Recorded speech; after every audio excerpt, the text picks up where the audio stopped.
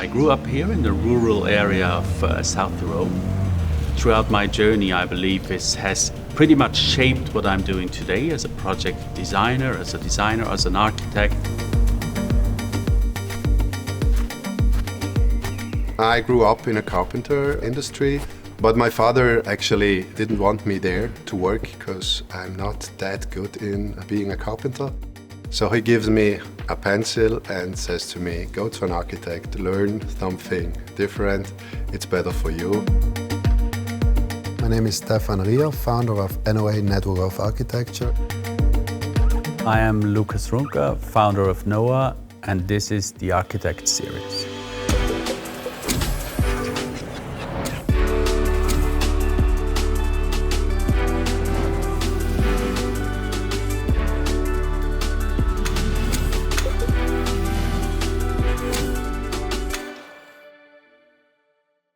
The adventure of NOA starts by Matteo Thun in Milan. We were in a meeting with Matteo and Matteo says me, another guy from South Tyrol is coming, he's called Lukas. The adventure of NOA began with a phone call, I believe, because I was still working in London at the time for 5 years and I needed a change. So I picked up the phone, and what I did at the time, I checked the website of Matteo Thun, and there were about 60 names, and one was South Tyrolean, and there was Stefan Rier.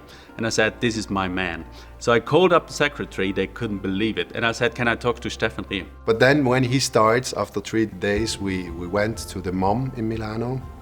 It was that bar that we met often, and we had lots of drinks, and then we became friends. This is how it actually started. We collaborated with Matteo Thun for about 2 years in Milano, and then we had this opportunity to start with this one project, which was Valentinhof.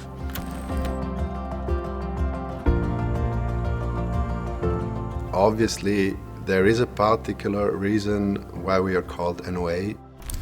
Everyone moves, a lot of friends, and actually we wanted to bring at this platform NOA all these friends and all these professions. So for that reason we don't have a typical architectural studio. We work with psychologists, we work with other kinds of professions just to get a nice project for tourism and hotel industry.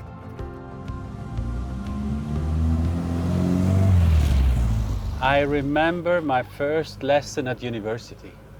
The professor who is doing this, first kind of one-off lesson, he put down a photograph of Le Corbusier, 1915-20, of a building, and then he put down the same year the car. And he was talking about the development of cars and the development of architecture through the years. It was of the last 100 years.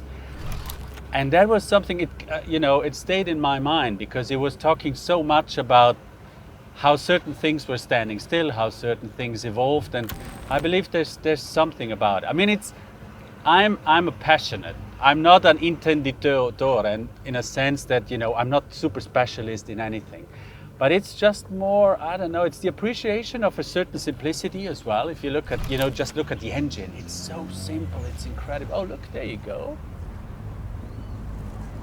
Oh, you see, my wife is running, John is running. Ciao, Belly! Geht's gut? Wir müssen eine Runde machen. Johnny Kim! Hello!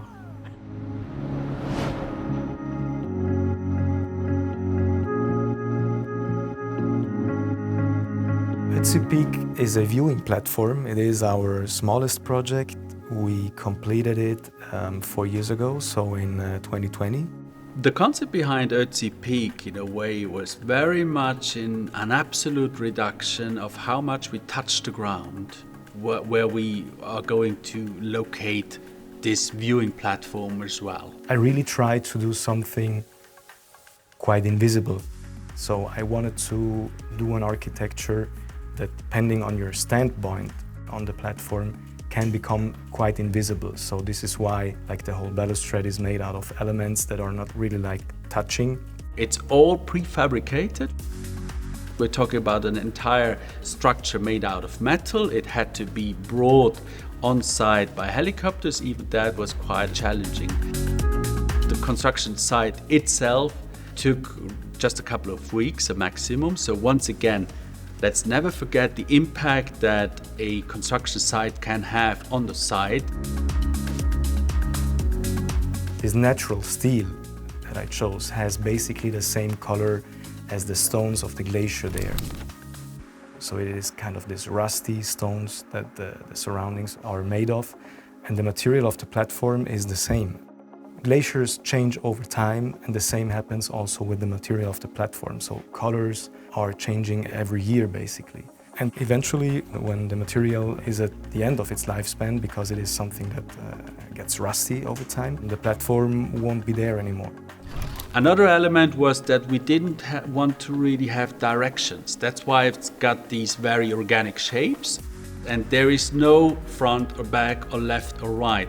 Wherever you're moving to, we inserted this very, let's say, a rectangular linear building, which is pretty much focusing towards the view where Ötzi was found. The intention was really to tell the story of the Iceman. So one element of the platform, which is kind of a funnel, is looking or is pointing exactly to the place where the Iceman has been found. This is a very interesting aspect, but as architects, we need to be good at understand our limits and understand where our input is not taking us any further, especially when we're planning projects within such extreme sites. I mean, same thing counts for if you were planning something in Alaska. It needs to have an entirely different performance. And above 3,000 meters above sea levels, that was a huge challenge. At the end of the day, it's still up there, so I think it went pretty well.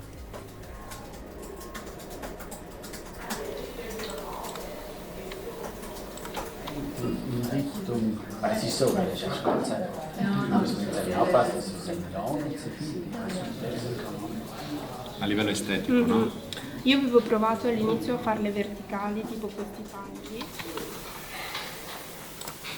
What we believe is so much more interesting for us as NOA is leaving our comfort zone and not just say, for example, there is this certain NOA style that everybody understands within a second. We simply believe that seeing NOA as a form of open laboratory is so much more interesting for us because, let's say, escaping from your own comfort zone makes you come up with new elements, new ideas, new stylistic expressions, which of course, once again, are strongly linked to what we find when we come to new places, new spaces, new areas.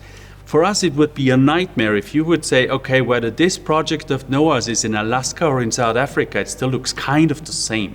So what we believe, also talking about the materials, the patterns, the shapes, the patinas, the colors, is so much more about we are continuing to write the history. We're doing architecture.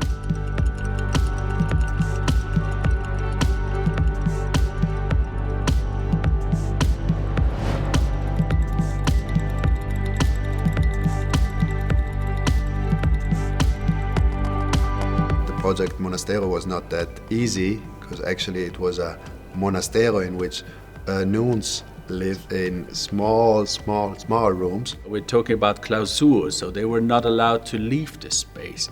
And the existing building that today is a hotel is made out of 45 rooms, which covers pretty much half of the existing Monastero. So there's a little church, one wing, which is nowadays a hotel with a garden, and the garden sides the new wellness area of approximately 500 square meters. But the second wing is still there. That's 2,000 square meters, 2 nuns still live there, so quite a lot of space for 2 nuns. And I will never forget when we first moved into the cells. Every nun has a cell of 12 square meters. So you need to try at least to imagine the aura within this building was just breathtaking, absolutely breathtaking. And this is also, once again, one of these stories that we were trying to transport in the now existing hotel is a way of living, an approach to life which is so reduced to the essence. When we started, there was one big word we find there in place. It was silencio, it was the silence. So it is really once you enter behind these huge walls, you really feel that silence, and you feel also the respect you have in front of these beautiful spaces. And so we decided to have a design approach and design process that it's really respectful in one way, and it was not just a design conversion from an ancient structure to a modern hotel, but it was also the function itself. We understood that the interior design has not to overload the rooms, so we decided to take less materials. The furniture has to be minimalistic, and also the functions in the rooms are very minimalistic. The entire ground floor is a public area. We've got different areas there. We've got the bar, we've got the restaurant, we've got breakfast areas, dinner areas, so different functions, and the lounge and the reception. And then, of course, being in Arco, the temperature, the climate allows us to really focus on the garden. So the garden del Monastero was, of course, a very important element, and this is where we placed our main new building, the wellness building, made out of approximately 500 square meters. It was like a play with the built and the unbuilt. So the places in between the whole structure of the wellness area, it's composed by a cubic architecture. There was cube that there was like preserving and creating the inner spaces, but also the outer spaces. And the outer spaces was between this new structure and the walls. And this tension in between those two structures was really, it's really characterful as well. When you're going out of this structure, you feel really in a protected area. And so it was the decision to play with this really clear and strong rhythm, and play with the built and the unbuilt, and the transparent and the solid elements.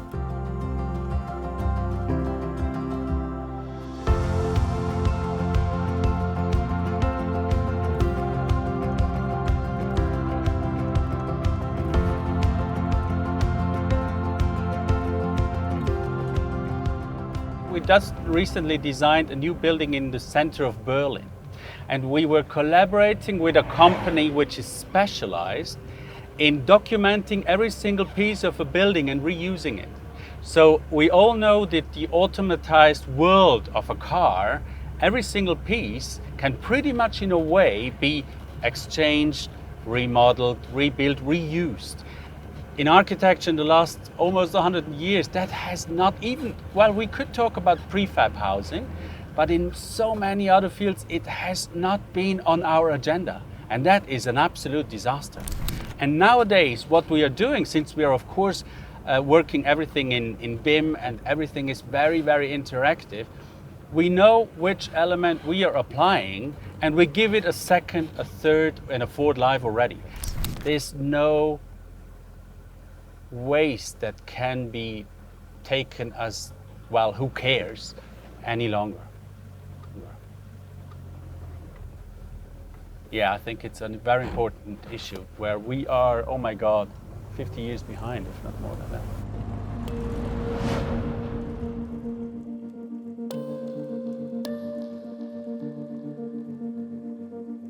The Falkensteiner Hotel Lido is located in Kienz. It's close to Brunico and is the mothership of the Falkensteiner Group. It's the place where Erich and Andreas grew up.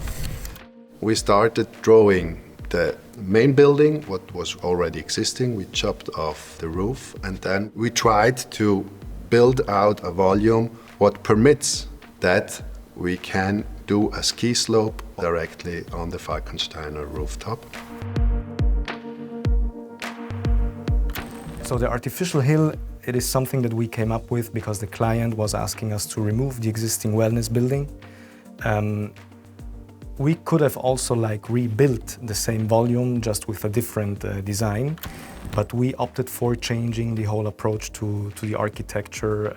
Our idea was to blend it away, so to have a function but to not make it visible. So that's why we studied an architecture that can be covered with earth. and can then become part of the natural landscape. Then we presented this project by just starting the video, in which a guy went down to the roof by skiing the roof, and I think they were totally blurred out by our presentation. And then we started to build up this. As with all our projects, also in this case, we try to intertwine nature with architecture. So basically, we try to have a very thorough look at the surroundings of the project. In the back of the restaurant, there's, for example, an area where we have a forest.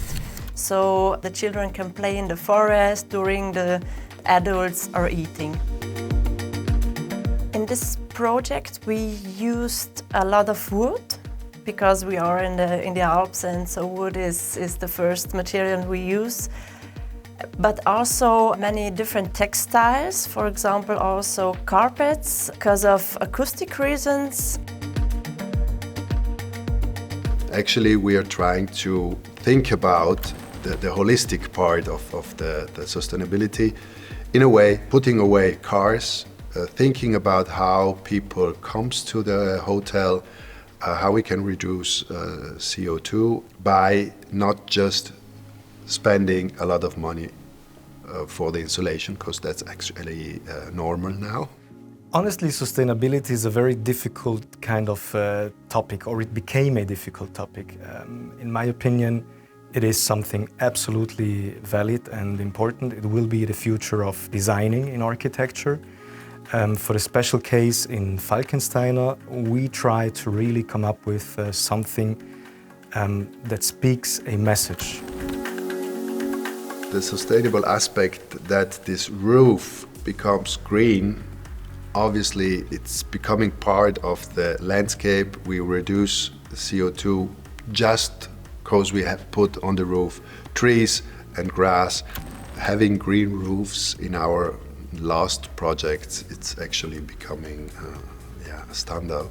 Well, the roof is kind of a very traditional piece of architecture. It is composed of concrete, it is composed of wood. In my opinion, the innovation happened in the combination between these different materials. So on one hand, we had to do certain parts in concrete, certain parts in wood, and then we had to connect these two parts. Of course, this has been a huge challenge for the engineers, also for the companies that went on to construct the roof.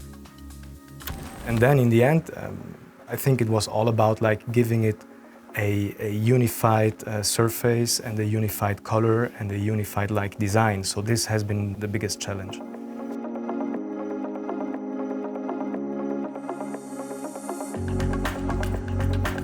Definitely to avoid the architectural boredom that's one of our sentences that guides us during the creative process.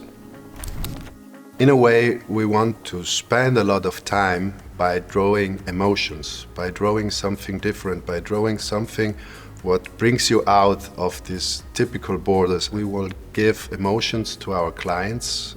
The pool of Hubertus, everyone knows, then the hub of huts. Everything turns around emotions and how people get inside and spend time in our architecture.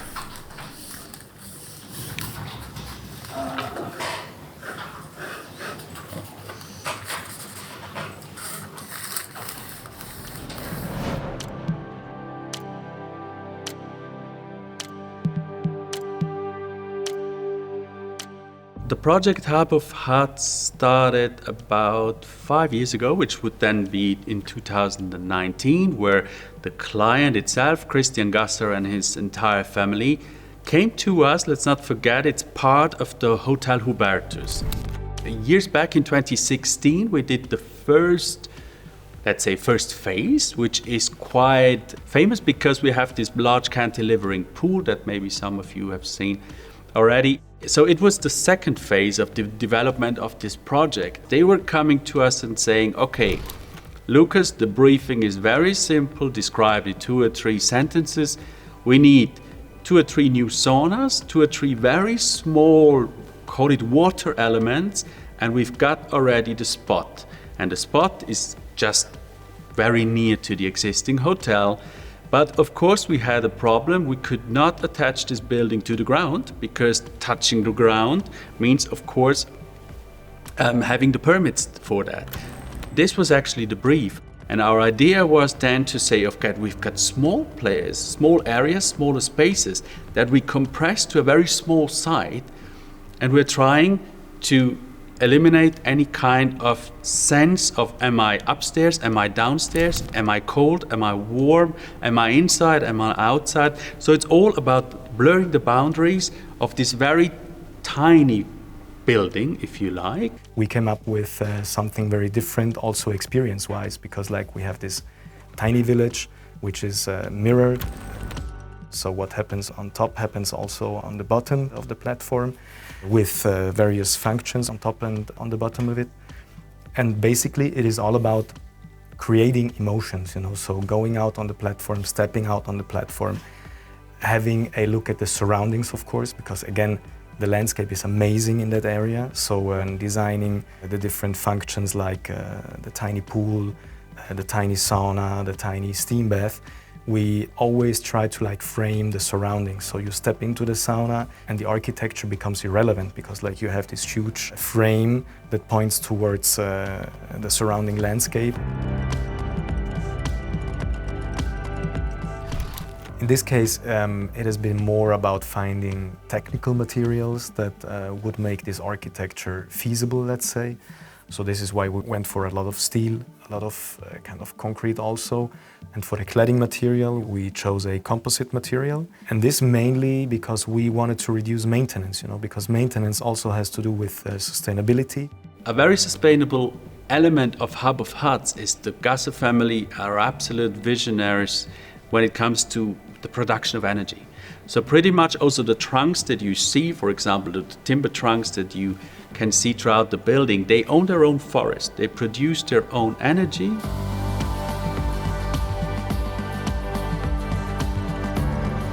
The Hub of Huts is part of an energy life cycle that is pretty much, they are energy autark, so they don't have to buy energy from anyone. And the entire hotel is based on that.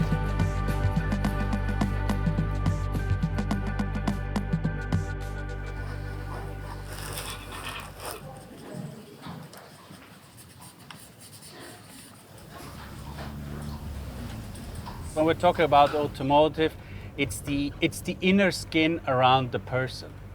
And the architecture, and if you like, it goes towards shaping a city. It's the many skins outside. So there's a different scale, of course, to it. As architects, we need to be careful not to lose the human scale. I mean, at the end of the day, it's always about designing spaces. Of course, they need to have their different functions. And of course, that is then driving the whole, it's informing the entire design. It's all about the disciplines and finding out how are others tackling problems, approaching things, and what can we learn from other disciplines. That's really very, very intriguing.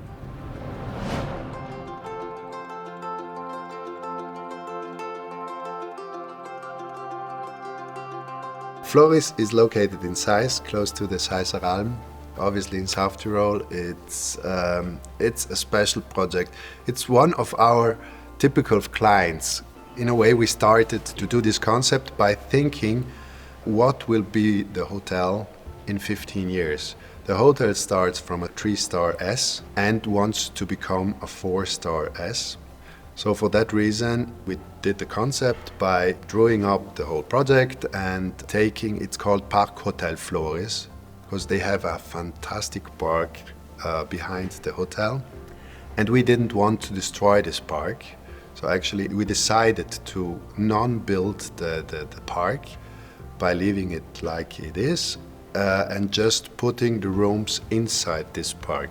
This is why we came up with this concept of lifting the new rooms, so the extension of the hotel 1 floor higher than ground floor level. And we did this to preserve nature in that area. Of course, during the construction, we had to work with the landscape and do the foundations of the new rooms and so on. But afterwards, we redid the whole area as it's been before.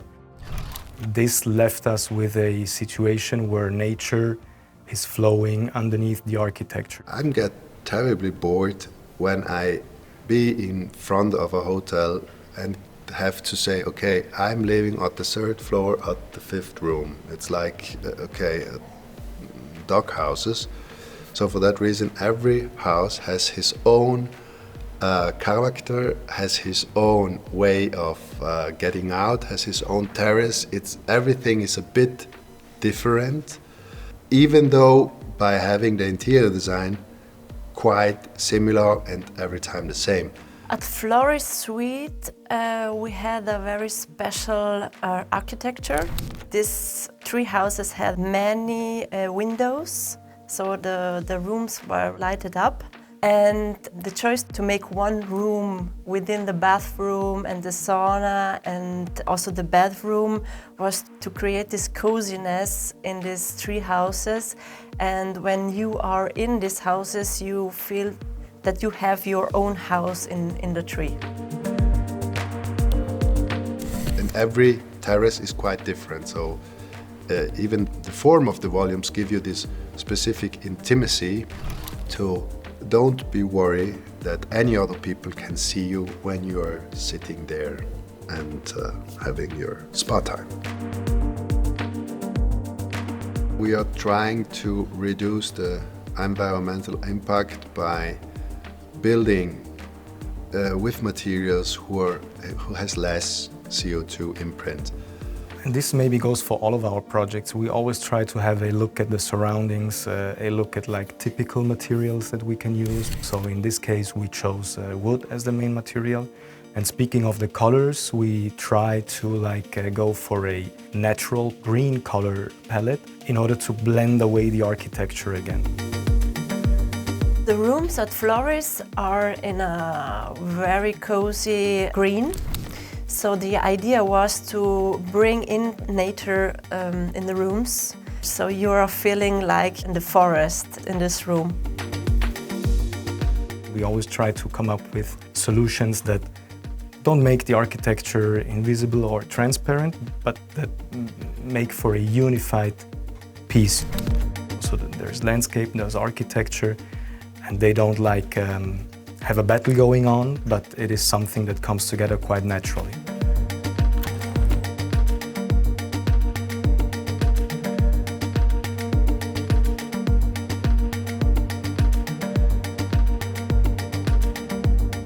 People are saying the NOAs are getting specialized in reusing other buildings that sometimes were completely the opposite beforehand.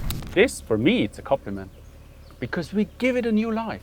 And if you give something a new life, look at this car, you just need to maintain it. But probably, imagine there's a law who would say, no, this car is too old, you're not allowed to drive it anymore. It would rot down in a garage. No. It gives me a great time and it's a bit of fun. And also, I need to maintain it. It produces work for certain people, because it needs to be redone. So I think it's all down to, thinking outside of the box and deliberating certain uses. And then things could be really so much easier.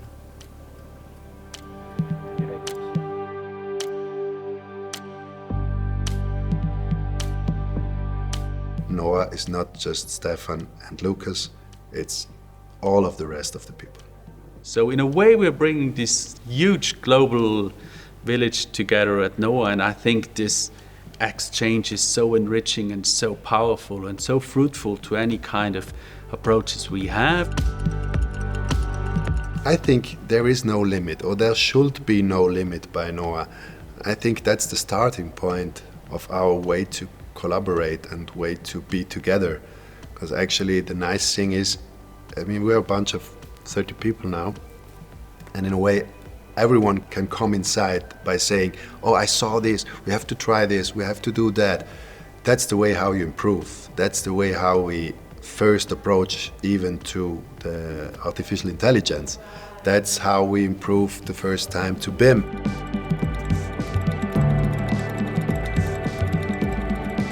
Our growth, which does not have necessarily to be in terms of quantity, we don't need to necessarily be 100 or 200 or 500 of us, but it's really about You could call it the different qualities of different people who maybe come from different backgrounds. I think that's also a very interesting element. For me, of course, I lived in London for many years, and I remember there we were about 100 collaborators with 28 different nationalities. And this is something we're trying to celebrate here at NOA as well. You will hear from German, Italian, English, French, Spanish. You will hear many things.